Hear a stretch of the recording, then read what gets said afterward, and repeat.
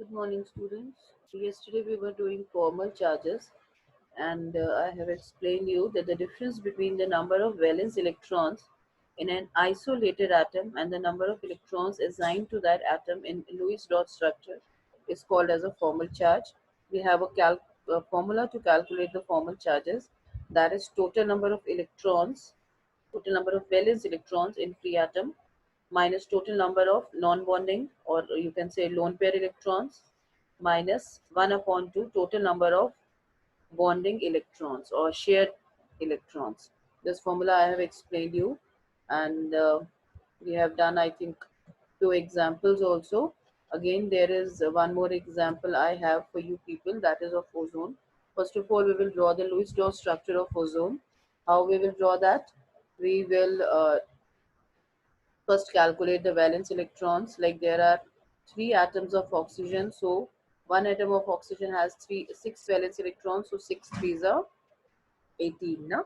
So there will be 18 valence electrons, and then we will draw the skeleton structure of ozone, that is oxygen, and connected with the single bond with the other oxygen and single bond with the third one oxygen. So we will make a skeleton structure. So bond pair of electrons will be 1, 2, 3 and 4. Assume that here we are having only single bond in skeleton structure, because we will start with single bond only. Suppose assume that there is no double bond, there is single bond only. So 1, 2, 3, 4. 4 we have the bonded electrons, the valence electrons we were having 18. 4 bonded electrons, 18 minus 4, it will become 14. So 14 lone pair electrons we are having, or you can say non-bonding electrons we are having. So what is the role of that lone pairs? Lone pairs we use in completing the octet, or uh, doubling or tripling the bonds. So 14 lone pair electrons we are having. We are start filling these lone pairs with the corner oxygens. So 6 electrons we will give to this, 6 electrons we will give to this. So it will become 6 plus 6, 12, and 2 electrons are still left, 2 we will give to this. Now we will see what will happen. Here it is having 6 electrons, 1, 2, 3, 4, 5, 6, 7, 8. So octet is complete. So to this also we have given 6 electrons, 1, 2, 3, 4, and 2 more we have given earlier, but here you cannot see that because I have wrapped that. So 1, 2, 3, 4, 5, 6, 7, 8. This oxygen has also completed its octet. Now what about this? 1, 2 electrons, 3, 4, 5, 6. So the octet of this oxygen is not complete. So what will happen? From here, 2 electrons will come and will form one more bond here. है ना, दो electrons यहाँ से क्या होंगे, हटेंगे और एक बॉन्ड बना लेंगे. तो इससे क्या होगा? 1, 2, 3, 4, 5, 6, 7, 8. The octet of his oxygen is complete.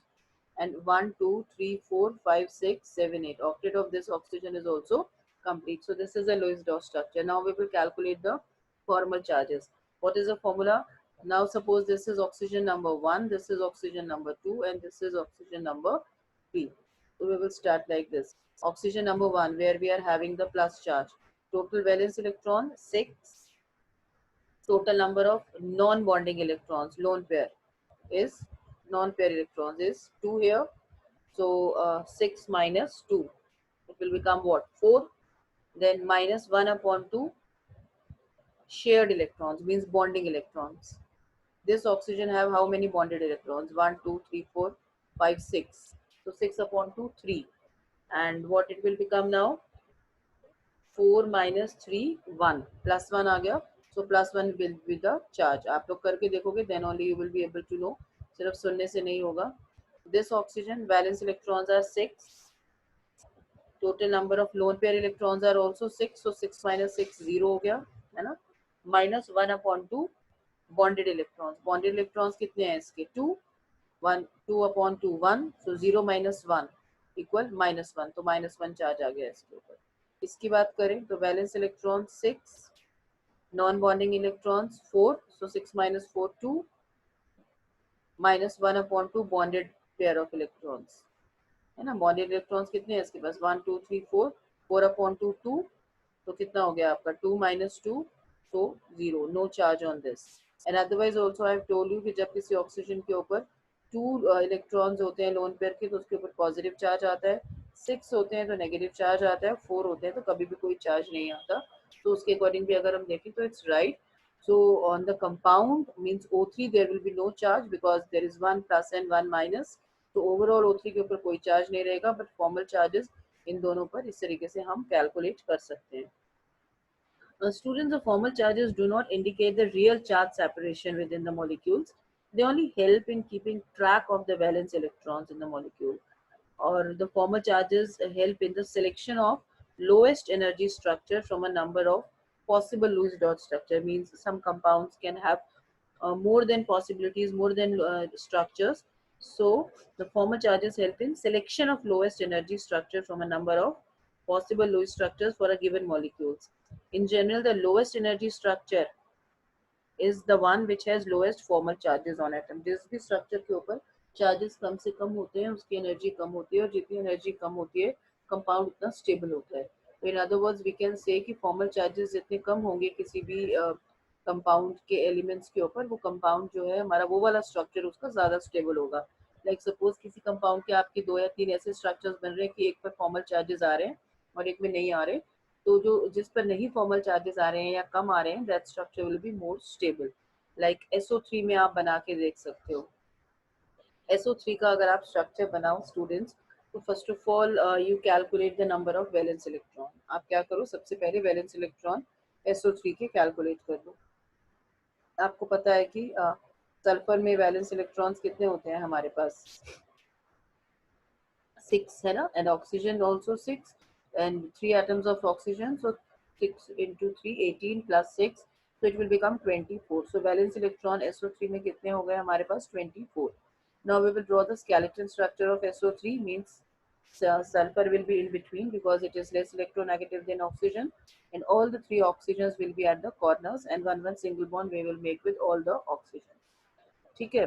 अच्छा, हमने बना लिया skeleton structure. Now we will calculate the bond pair electrons. जब 3 बॉन्ड्स बन गए हैं तो कितना हो गए बॉन्ड पेयर इलेक्ट्रॉन्स, एक बॉन्ड में 2 इलेक्ट्रॉन्स होते हैं, तो 1 2 3 4 5 6 बॉन्ड पेयर इलेक्ट्रॉन्स आ गए। वैलेंस इलेक्ट्रॉन्स वर 24, बॉन्ड पेयर इलेक्ट्रॉन्स 6, तो लोन पेयर इलेक्ट्रॉन्स हमारे पास बच गए 18। As I have told you कि जो लोन पेयर इलेक्ट्रॉन्स होते हैं वो क्या होते हैं, दो काम आते हैं, एक तो ऑक्टेट कंप्लीट करने के, या फिर सिंगल को डबल और डबल को ट्रिपल बॉन्ड में कन्वर्ट करने के लिए। तो first way will fill the electrons to complete the octet.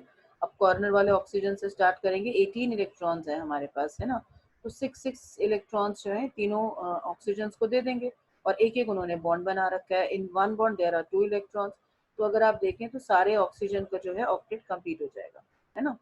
Sulphur की बात करते हैं तो सल्फर के लिए लोन पेयर तो कोई नहीं बचा, और उसने 3 बॉन्ड्स बना रखे हैं, इट मीन 6 इलेक्ट्रॉन्स हैं उसके पास। 6 इलेक्ट्रॉन्स मतलब उसका जो है ऑक्टेट कंप्लीट नहीं है। अब जब ऑक्टेट कंप्लीट नहीं है तो हम क्या करेंगे, एक ऑक्सीजन जो उसका कॉर्नर वाला है उसका एक लोन पेयर उठाकर उस सल्फर और ऑक्सीजन के बीच में जो सिंगल बॉन्ड बना हुआ है उसको डबल बॉन्ड में हमने कन्वर्ट कर दिया, है ना। डबल बॉन्ड में कन्वर्ट कर देंगे तो क्या हो जाएगा, उससे सल्फर का कंप्लीट हो जाएगा हमारा ऑक्टेट। लेकिन अब सल्फर ने कितने बॉन्ड बना लिए, एक ऑक्सीजन के साथ डबल बॉन्ड, एक ऑक्सीजन के साथ सिंगल, और जो हमारा थर्ड ऑक्सीजन है उसके साथ भी सिंगल। तो सल्फर ने टोटल कितने बॉन्ड्स बना लिए, 4 बॉन्ड बना लिए, है ना। तो सल्फर जो है अपनी, आपको मैंने बताया था पिछले वीडियो में कि कोई भी एलिमेंट जो है वो अपनी मैक्सिमम कोवेलेंसी में रहना चाहता है, और सल्फर की जो मैक्सिमम कोवेलेंसी है दैट इज 6, है ना। 6 बॉन्ड्स बनाना चाहता है वो, उसको ऐसा लगता है कि जब वो 6 बॉन्ड्स बनाएगा तो जो है वो ज्यादा स्टेबल रहेगा। वैसे सल्फर 2 4 6 तीनों कोवेलेंसीज शो करता है, बट 6 उसकी जो है मैक्सिमम है, और मैक्सिमम में वो रहना चाहता है। क्या, तो क्या होगा, अब वहाँ पे यहाँ पर वो जो है वो खुश नहीं है, तो वो क्या करेगा, बाकी के ऑक्सीजन जो 2 बचे हैं उनके भी एक एक लोन पेयर को उठाकर डबल बॉन्ड्स बना लेगा। तो ऑक्सीजन को तो कोई फर्क नहीं पड़ेगा, ऑक्सीजन तो अगर आप देखोगे तो डबल बॉन्ड बना सकता है और उससे उसको ऑक्टेट कंप्लीट है।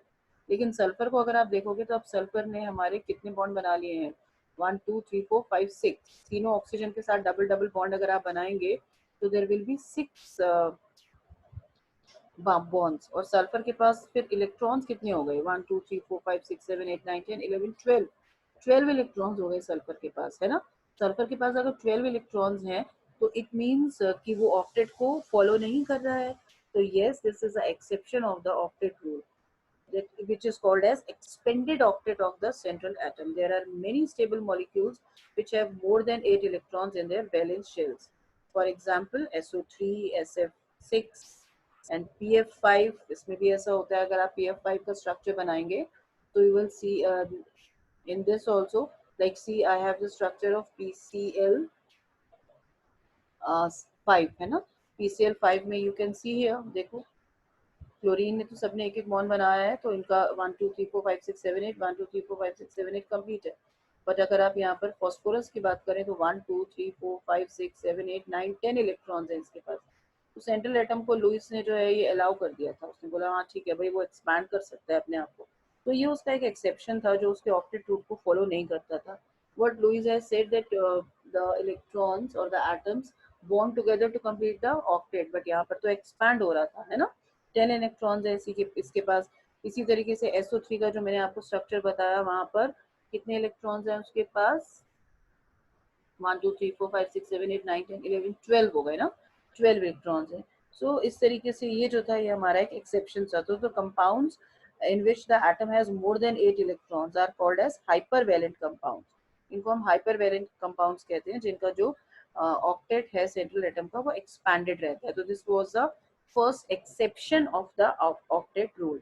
उसके अलावा न सिर्फ एक्सपैंड होता था, हमारे कुछ जो थे incomplete octet of central atom भी था. There were some compounds जिनका central atom complete ही नहीं होता था.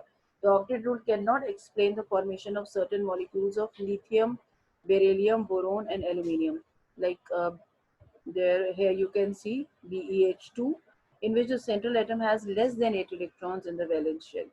So these are the electron deficient compounds. BeH2 में अगर आप देखें तो बेरिलियम के पास 1 2 3 4 ही सिर्फ इलेक्ट्रॉन्स हैं, है ना. तो बिकॉज बेरिलियम की जो मैक्सिमम कोवेलेंसी है दैट इज 2, 2 ही बॉन्ड बना सकता है, इससे ज्यादा बॉन्ड वो बना नहीं सकता. ठीक, तो क्या होगा, उसका ऑक्टेट तो कंप्लीट ही नहीं होगा. इसी तरीके से लिथियम क्लोराइड, ठीक है, वहां पर भी उसका लिथियम का भी ऑक्टेट कंप्लीट नहीं हो पाता. लिथियम में तो लिथियम और हाइड्रोजन में तो है डुप्लेट भी होता है ना, वो कंप्लीट नहीं हो पाता. इसी तरीके से BH3 में अगर आप देखेंगे, BH3 बोरोन बीच में है एंड हाइड्रोजन, तीनों हाइड्रोजन के साथ एक एक सिंगल बॉन्ड बनाता है. बिकॉज बोरोन जो है वो इससे ज्यादा बॉन्ड बना ही नहीं सकता, उसकी मैक्सिमम कोवेलेंसी है थी. लेकिन अगर आप देखें तो यहाँ पर बोरोन को सिर्फ 6 इलेक्ट्रॉन्स मिल रहे हैं, है ना. बेरिलियम हाइड्राइड में बेरिलियम को 4 मिल रहे हैं, BH3 में बोरोन को सिर्फ 6 मिल रहे हैं, LiCl लिथियम क्लोराइड में 2 इलेक्ट्रॉन्स मिल रहे हैं सेंट्रल एटम को. तो इस तरीके से these are the deficient compounds. तो ये भी ऑक्टेट रूल को फॉलो नहीं करते, है ना. तो दीज आर द 2 एक्सेप्शंस. उसके अलावा और भी कुछ एक्सेप्शंस थे, जैसे odd electron molecules. Like there are certain molecules which have odd number of electrons. Like nitric oxide की अगर आप बात करें, अगर आप नाइट्रिक ऑक्साइड यानी NO का लुईस डॉट स्ट्रक्चर बनाएं तो आप देखेंगे कि क्या होगा उसमें. एंड NO2 का भी अगर आप बनाएं तो आप देखेंगे in these cases octet rule is not satisfied for all the atoms, है ना. in like अगर आप देखें NO का क्या स्ट्रक्चर होता है, nitrogen forms a double bond with oxygen. तो और ऑक्सीजन के ऊपर हमारे 4 लोन पेयर इलेक्ट्रॉन्स होते हैं. तो ऑक्सीजन की बात करें तो ऑक्सीजन का तो कंप्लीट हो गया, 4 उसके पास लोन पेयर इलेक्ट्रॉन्स हैं एंड डबल बॉन्ड से 4 इलेक्ट्रॉन्स मिल गए, तो उसका ऑक्टेट कंप्लीट हो गया. But on the other hand अगर आप नाइट्रोजन में देखें तो नाइट्रोजन के पास 3 इलेक्ट्रॉन, जब आप स्ट्रक्चर बना के देखेंगे तो यू विल सी कि नाइट्रोजन के पास 3 इलेक्ट्रॉन्स रह जाते हैं और एक दो उसने डबल बॉन्ड बनाया है. तो 4 and 3 7 इलेक्ट्रॉन्स ही होते हैं उसके पास, है ना. तो यहाँ उसका ऑक्टेट कंप्लीट नहीं हो रहा है. तो ऐसे बहुत सारे एक्सेप्शंस थे. Another example of molecules having odd number of electrons are ozone also, है ना. O3 में भी अभी आपने देखा ही है, सुपर ऑक्साइड, आयन एटसेट्रा. तो ये सब जो है ये ऑड है, मतलब इसमें पता ही नहीं चलता है आपको कि कैसे स्ट्रक्चर बनाना है. आप अगर ऑक्सीजन ने ठीक है डबल बॉन्ड बना लिया नाइट्रोजन के साथ और उसका ऑक्टेट कंप्लीट हो गया, but what about nitrogen, nitrogen का तो ऑक्टेट कंप्लीट नहीं हो रहा है. और नाइट्रोजन तो ट्रिपल बॉन्ड बनाने की भी टेंडेंसी रखता है, तो क्यों नहीं उसने ट्रिपल बॉन्ड बनाया है यहाँ पर. तो these were certain exceptions. So there are other drawbacks of octet rule also. That octet rule is based upon the chemical inertness, है ना, of noble gases we know. But there are some compounds, there are some noble gases, especially xenon and krypton. They also combine with oxygen. आपको मैंने video के starting में शायद बताया था कि there will be some noble gases जो बाद में आएंगी जो कंपाउंड भी बनाती हैं. लाइक xenon एंड क्रिप्टन जो है वो ऑक्सीजन और फ्लोरीन के साथ मिलकर लार्ज नंबर ऑफ कंपाउंड्स बनाते हैं। आप लोग वेस्पर थ्योरी में करोगे भी, XCF2, XCOF2, XCOF4, XCF6 and KrF2, these are certain compounds जिनकी आप शेप्स भी अभी स्टडी करने वाले हो। तो ये तो कंपाउंड्स हैं, तो ये तो नोबल गैसेज हैं, इनका तो ऑक्टेट ऑलरेडी कंप्लीट था, तो इन्होंने कंपाउंड्स क्यों बनाए? ठीक है, तो ये जो कुछ चीजें हैं हमारी, ये ऑक्टेट रूल के अकॉर्डिंग स्टेबिलिटी को एक्सप्लेन नहीं कर पाए। सी या here also you can see, sulphur को देखो आप यहाँ पर, सल्फर के पास 1 2 3 4 5 6 7 8 इलेक्ट्रॉन्स है ना, तो यहाँ कंप्लीट हो रहा है। तो इसका मतलब ये नहीं है कि सल्फर जो है वो कभी भी ऑक्टेट कंप्लीट नहीं करता। कुछ कुछ ऐसे कंपाउंड्स हैं जहाँ पर sulphur also forms many compound in which octet rule is obeyed. Octet rule follow भी करता है वो, लेकिन कहीं कहीं वो ऑक्टेट रूल को फॉलो नहीं भी करता है। एज आई टोल्ड यू कि सल्फर की जो है मैक्सिमम कोवेलेंसी 6 होती है, तो यहाँ पर वो अपनी मैक्सिमम कोवेलेंसी में ही है। इफ यू सी 1 2 3 4 ये काउंट होता है कोवेलेंसी में, 5 एंड 6, तो अपने मैक्सिमम कोवेलेंसी भी मिल गई उसको और उसने कंपाउंड भी बना लिया। But most of the places पे सल्फर का जो सेंट्रल एटम जहाँ पर वो है sulphur, there the octet is expanded, octet जो है वो एक्सपैंड है। क्लियर? तो इन सारी बातों को देखकर, these were the drawbacks of octet rule. तो इन सारी बातों को जब हम पढ़ रहे हैं, देख रहे हैं, तो it means now the Lewis bond structure और द लुइस डॉट स्ट्रक्चर, और जो लुइस का जो थ्योरी है, that is not enough to explain the cause of bonding. So it means there should be some other theory now. अब हमें किसी और थ्योरी की जरूरत है, वो हम पढ़ेंगे नेक्स्ट क्लास में कि कौन सी थ्योरी फिर बाद में आई इन सब चीजों को एक्सप्लेन करने के लिए। Till that practice all the Lewis dot structure, अलग अलग कंपाउंड्स की, PF4 2 माइनस, SO4 2 माइनस, ठीक है, SO4 2 माइनस, SO3 2 माइनस, ठीक है, ये कुछ कंपाउंड्स हैं, इनके आप स्ट्रक्चर्स बना के देखें। And if you people are having any problem then ask from me CO3 2 माइनस, और इनके फॉर्मल चार्जेस भी निकालें कि क्या जो फॉर्मल चार्जेस आपने कैलकुलेट किए हैं और जो स्ट्रक्चर के अकॉर्डिंग आ रहे हैं वो करेक्ट हैं, यानी PO4 3 माइनस, ठीक है, इन सब का स्ट्रक्चर बनाएं, COCl2 H3O प्लस। तो these are some compounds which I have given to you. So, thank you.